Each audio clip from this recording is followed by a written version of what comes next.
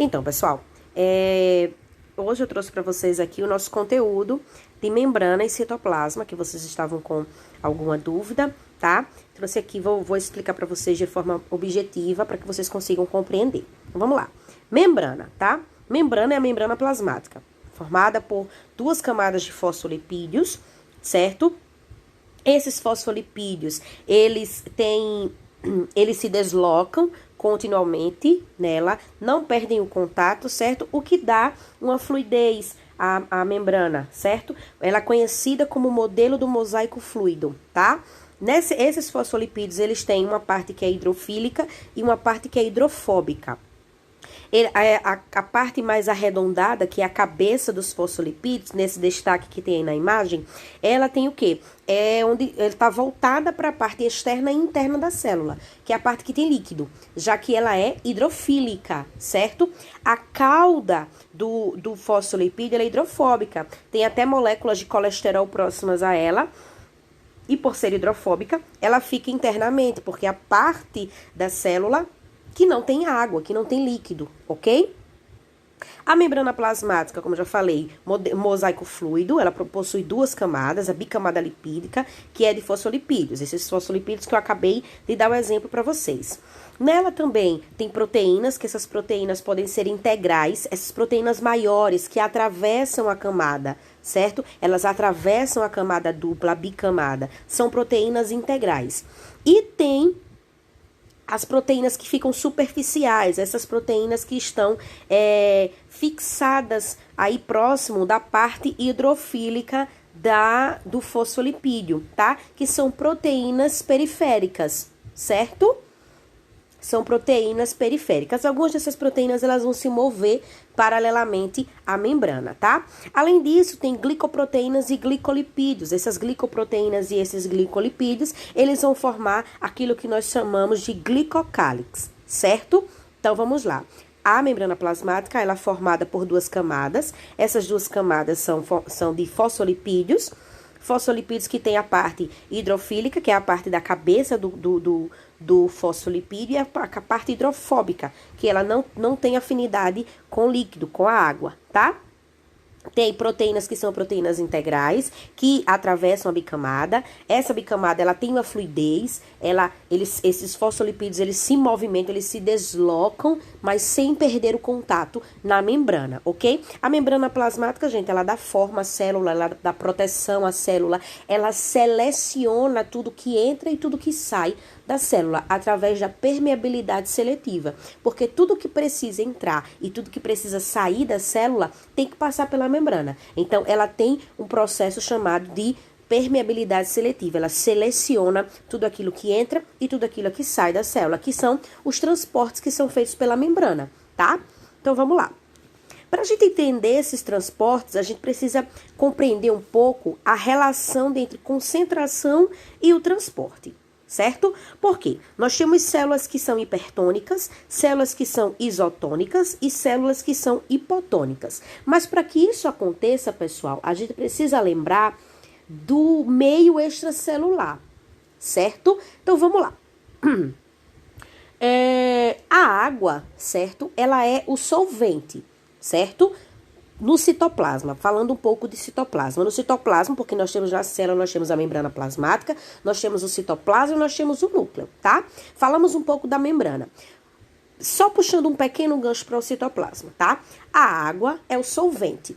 As proteínas, os açúcares, os sais que estão nesse citoplasma, eles são solutos, certo?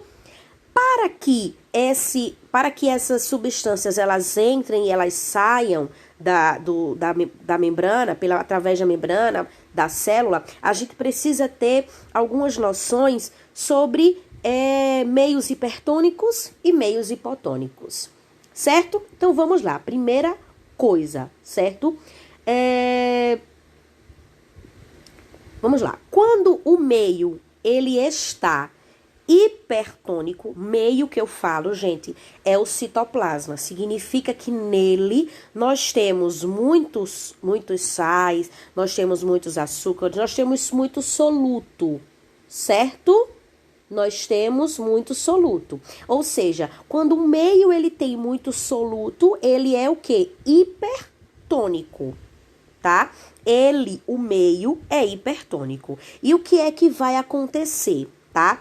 Quando a célula se encontra no meio hipertônico, ok? Essa célula, ela perde líquido para o meio.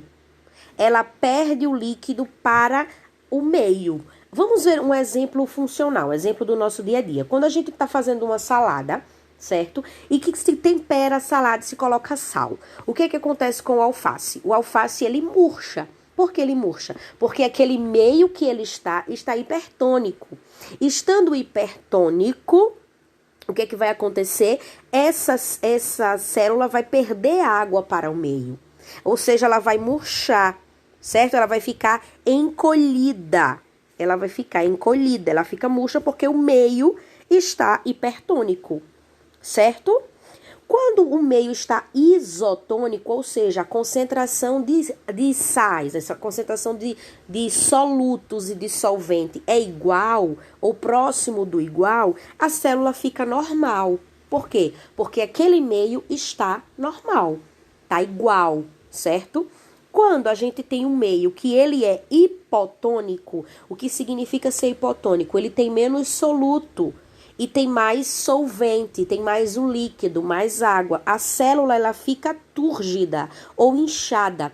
Por quê, gente? Porque a célula é que vai ser hipertônica nesse caso. Porque o meio, ele está hipotônico. Ou seja, o meio passa água para a célula e ela fica túrgida. Relembrando, a célula fica encolhida, ela fica murcha quando ela está no meio hipertônico. Por quê? Porque nesse meio eu tenho muito soluto e pouco solvente. Então, a célula perde solvente, perde líquido para o meio, ok? A célula fica normal quando? Quando ela está no meio isotônico, porque esse meio tá em soluto e solvente estão iguais entre a célula e o meio, tá? Ou muito próximo do igual.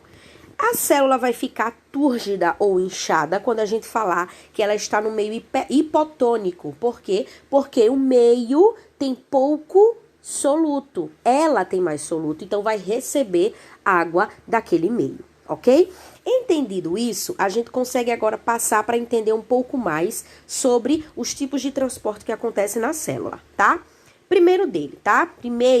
Tá? Nós temos dois tipos de transporte, o transporte passivo e o transporte ativo, ok? Quando a gente fala de transporte passivo, estamos falando de transporte que acontece sem gasto de energia. Ele acontece a favor do gradiente de concentração. O que significa isso? Ele vai sair do meio mais concentrado para o meio menos concentrado, tá? A favor do gradiente de concentração. Ou seja, gente, do meio mais concentrado, onde eu tenho mais soluto, para o meio menos concentrado, onde eu tenho menos soluto, ok? E quais são os dois tipos de transporte passivo que nós temos? Nós temos a difusão facilitada e a difusão simples. A difusão simples, ela ocorre sem gasto de energia e as substâncias atravessam a membrana continuamente, certo? A membrana vai ser permeável nesse caso, tá? E vai haver diferença de concentração. Como assim? Eu tenho uma maior concentração daquele soluto fora ou dentro da célula, certo? Entre o meio e o interior da célula. E a difusão vai acontecer o quê? De forma que as partículas fiquem espalhadas entre o meio e a célula. Quais são os elementos que vão fazer esse transporte? Os gases e sais minerais, eles fazem difusão simples, certo? Ela acontece a favor do gradiente de concentração, certo? Outro exemplo de difusão de transporte passivo é a difusão facilitada, certo? Que essa difusão vai acontecer por quê, gente? Porque ela vai ter a ajuda, vamos dizer assim, de proteínas transportadoras, tá? Exemplo, pessoal, glicose e aminoácidos, eles se deslocam através de proteínas, certo? Eles passam através de proteínas. do meio mais concentrado para o meio menos concentrado. É um exemplo, outro exemplo de transporte passivo, a difusão facilitada. Por quê? Porque as proteínas transportadoras, elas servem como canais para que essas substâncias passem. Glicose e aminoácido fazem isso, tá? Transporte ativo, gente. Um exemplo aí de transporte ativo que nós vamos ter, rapidinho, de transporte ativo que nós vamos ter, o quê? Transporte ativo, ele vai ter gasto de energia, ok? Ele tem gasto de energia, e ele é contra o gradiente de concentração. Então, se o passivo é do meio mais concentrado para o menos concentrado, tá? Ok? O que é que vai acontecer no transporte ativo? Vai ser do menos para o mais. E por isso eu tenho gasto de energia. Gasto de energia em forma de ATP. Um exemplo é a bomba de sódio e potássio, tá? Que acontece nas nossas conexões neurais para que aconteça algumas coisas no nosso sistema nervoso. Ok, gente? Então, isso é um exemplo de transporte ativo. Um exemplo que eu não falei aqui, não coloquei a imagem, mas é osmose, tá? A osmose é um tipo de difusão, ok? E na osmose acontece o quê? A passagem de água, tá? Através da membrana celular. Essa membrana semipermeável, certo? Ela vai passar água. Gente, o exemplo que eu dei lá, quando eu falei, nesse exemplo aqui, que eu falei da célula se tornar túrgida, se tornar normal, ou ficar normal, ou se tornar murcha, ficar no meio hipertônico, é um exemplo clássico de osmose, é um exemplo de osmose, tá? Por quê? Porque nesse caso vai acontecer isso, vai ter o transporte de água, certo? Quando a gente falou de transporte passivo de difusão simples, a gente falou de transporte dissoluto, tá? Nesse caso, nós estamos falando do transporte de água, certo? Então, vamos lá. Se o meio externo é hipertônico em relação à célula, a água sai da célula e ela murcha. E o nome disso é plasmólise, ok? Plasmólise. Se o meio externo ele é hipotônico em relação à célula, a água vai entrar, ok? Como eu já falei antes. E esse volume, o nome disso é chamado de deplasmólise. Então, quando a célula murcha, é a plasmólise. Quando ela fica túrgida, é deplasmólise, ok? Quando eles estão iguais, estão no meio isotônico, como já foi falado anteriormente. Ok, pessoal? Vamos lá. Como eu já falei, exemplo de transporte ativo, ok? É a bomba de sódio e potássio, certo? Porque, gente, porque gasta energia, certo? Isso é para se manter a concentração de sódio. É de sódio e potássio por quê, gente? Porque entra um, sai outro, tá? Entra sódio, sai potássio. Quando a gente fala dessa bomba, ok? O transporte de íons de sódio para dentro da célula e a retirada de íons potássio para fora da célula. Por isso se chama bomba de sódio-potássio, ok? Outro exemplo que a gente vai ter, gente, outros dois exemplos. A endocitose, tá? Quando a gente vai falar, nesse caso, do movimento da entrada e saída de moléculas maiores, certo? A gente estava falando de sais, de gases, de glicose. Nós estamos falando agora, por exemplo, de proteínas, de polissacarídeos, que são maiores, tá? E que precisam entrar e sair da célula, tá? É um transporte maior, um transporte de massa, tá? Que pode acontecer por exocitose, tá? Ou endocitose. Então, vamos lá. Endocitose é quando os materiais eles vão se mover para dentro da célula, ok? Materiais vão para dentro da célula. Olha o nome, endo, dentro da célula, certo? E pode ser através da fagocitose, porque a membrana plasmática ela vai envolver a molécula grande, a macromolécula, com uns prolongamentos que vão ser chamados de fagossomos. É como se ela formasse uns falsos pés, tá? Que são pseudópodes, falsos pés, tá? Para agarrar essa substância que é maior, tá? Então, ela pega essa substância, essa partícula sólida que está fora, certo? E põe para dentro da célula, certo? Traz para ela. É chamada de fagocitose. Essa macromolécula ela vai ser digerida, certo? O que acontece na pinocitose, certo? A célula ela vai formar invaginações. A membrana ela vai invaginar, formar como se fosse essa bolsinha, certo? E vai englobar fluidos. São fluidos que estão no meio extracelular, que vão ser utilizados e colocados dentro da célula. Ok, gente? Tem também a endocitose mediada por receptor, que vão ter receptores que vão fazer com que aconteça uma depressão da membrana e se forme uma vesícula, tá? Quando a membrana adere, o que ela vai pegar, ela forma uma vesícula e traz para dentro da célula. Mas vamos focar em fagocitose e pinocitose, ok, gente? Então, endocitose, são tipos de endocitose, tá? A fagocitose vai ser formado o quê?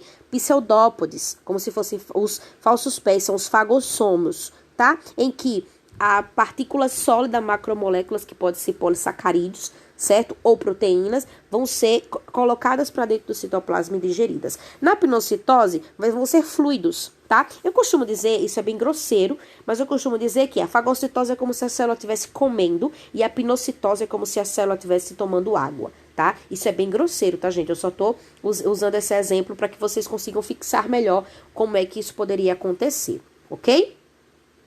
Tá? A exocitose, gente, é quando as partículas são colocadas de dentro, para fora da célula, tá? Eles são exportados para fora da célula, através de vesículas secretoras. Esses materiais que estão dentro da célula, tá? O que vai acontecer? Eles vão ser englobados e vão formar vesículas, essas bolinhas, certo? Essas vesículas, elas vão se fundir com a membrana plasmática e essa fusão vai fazer com que a membrana coloque todo esse material para fora da célula. Ele vai para o meio extracelular. É isso que acontece na exocitose, ok? A parede celular bacteriana, certo, gente? A célula bacteriana, gente, tem membrana plasmática, ok? Tem membrana, toda célula ela vai ter membrana, mas ela possui também parede celular, tá? Além da membrana plasmática, elas possuem a parede celular, que é de peptidoglicano, certo? É formada de peptidoglicano, ok? Que são moléculas de polissacarídeos associadas a aminoácidos, ok? Açúcares com aminoácidos. Aminoácidos formam o quê? Proteínas, tá? Mas não são proteínas, são a junção de polissacarídeos com aminoácidos, são associados, tá? É uma parede que ela é forte, é uma parede que ela é rígida, mas consegue ter movimento, tá? De partículas que vão entrar e vão sair, certo? Nós temos dois tipos de paredes celulares, gente, que é a parede celular gram-positiva e a parede celular gram-negativa, tá? E a gente tá falando isso de bactéria. Por isso que existem bactérias que são gram-positivas e bactérias que são gram-negativas, que são utilizados muito, gente. Isso para identificação do tipo de bactérias, na medicina, em exames, tá? Isso é muito importante, tá? E esse termo gram é por quê? Porque é uma coloração que é feita para diferenciar os dois tipos de paredes celulares. Quando a gente fala de uma parede gram-positiva, uma bactéria gram-positiva, gram-positiva, ela tem várias camadas de peptidoglicano, tá? E tem lipoproteínas, membrana externa e lipossacarídeos. E essas paredes são grossas e rígidas. Quando a gente fala de bactérias gram-negativas, ela tem uma parede celular com apenas uma ou duas camadas de peptidoglicano. Então, gram-positivas, elas têm muitas camadas. As gram-negativas, elas têm menos camadas. Ok, gente? Por isso que elas são conhecidas como gram-positivas e gram-negativas. Ok? As gram-positivas, elas ficam roxas e as gram-negativas, elas ficam vermelhas, ok? Citoplasma, vamos falar aqui um pouco sobre o citoplasma, tá? Todas as células elas vão ter DNA, que vão estar no núcleo, elas vão ter membrana plasmática e elas vão ter citoplasma, certo? O citoplasma, ele é um material gelatinoso, tá? É nele que acontecem as reações químicas, tá? É nele onde estão os organoides ou organelas, tá? Que vão executar toda a função e vão manter a célula viva. É ali que acontecem os movimentos, a divisão celular, a síntese de proteínas, onde acontece armazenamento, secreção, digestão de substâncias, certo? Tudo isso onde? No citoplasma, ok? O que é que compõe, tá? Ele é formado por microtúbulos, ele tem microfilamentos, certo? Ele tem filamentos intermediários e a principal função dele vai ser essa, vai ser lá onde vai acontecer todo o metabolismo da célula, tudo aquilo que acontece na célula, tá, gente? Deixando de uma forma para que vocês consigam compreender melhor, ok? É nele que vai acontecer tudo isso e é nele que estão as organelas, tá? Os organoides. Quais são os organoides, gente? Os centríolos, certo? Não tá a foto deles aqui, eu não coloquei a foto deles, mas eu vou falar sobre eles aqui rapidinho, depois vocês vão precisar pegar um módulo, dar uma lida melhor para fazer a avaliação, ok? Os centríolos, certo? Que estão envolvidos com divisão celular, os ribossomos, que fazem parte da síntese de proteínas, ok? Que os ribossomos, eles possuem duas subunidades, subunidade maior e subunidade menor, são formados de ribossomo e proteínas, certo? Nós temos o complexo Golgiense, que está envolvido com a fabricação e armazenamento de produtos celulares, tá? Produtos que são produzidos através do retículo endoplasmático, tá? Toda célula eucariótica, tá? Ela tem retículo endoplasmático, certo? E vai ter retículo endoplasmático não granuloso, que antes era chamado de retículo endoplasmático liso, e está muito ligado com a produção de lipídios, de ácidos graxos, de fosfolipídios, e o retículo endoplasmático granuloso, que antes era chamado de retículo endoplasmático rugoso, que vai estar lá envolvido com a constituição de envoltório celular, certo? Vai estar envolvido com a produção de proteínas, certo? Que vão trabalhar, que vão atuar fora da célula. Mitocôndrias, nós vamos encontrar no citoplasma, que são o quê? É nelas que vai acontecer a formação de energia, a formação de ATP, a síntese de ATP, certo? Mitocôndria, que é um organoide extremamente importante, certo? Que é nela onde se tem as enzimas responsáveis pela respiração celular. Ela tem DNA, RNA e ribossomos próprios, tá? Que vai possibilitar que ela faça a síntese de proteínas também, certo? Temos ainda os lisossomos, que estão envolvidos com a digestão intracelular. Os cloroplastos, que vão estar na célula vegetal, os cloroplastos que são encontrados em plantas e algas, tá? De organismos fotossintetizantes, eles estão envolvidos com a fotossíntese, certo? Os peroxissomos, que aí já não é mais de célula vegetal, não somente, que vão estar envolvidos com a quebra, tá? De peróxido de hidrogênio. E entre outros organoides que eu preciso que vocês deem uma revisada, deem uma olhada no módulo de vocês, porque o meu tempo para ter essa aula com vocês é curto, tá? Eu vou fazer uma próxima aula para falar somente deles, mas agora acredito ter tirado o máximo de dúvidas que vocês tinham relacionadas à membrana plasmática e a citoplasma, principalmente nessa parte de transporte, ok? Espero que vocês façam a atividade de vocês está no Google Forms, tá lá no Google Classroom. Espero que vocês façam, tá? Aguardo as respostas de vocês. Dúvidas podem entrar em contato comigo e nos vemos na próxima semana.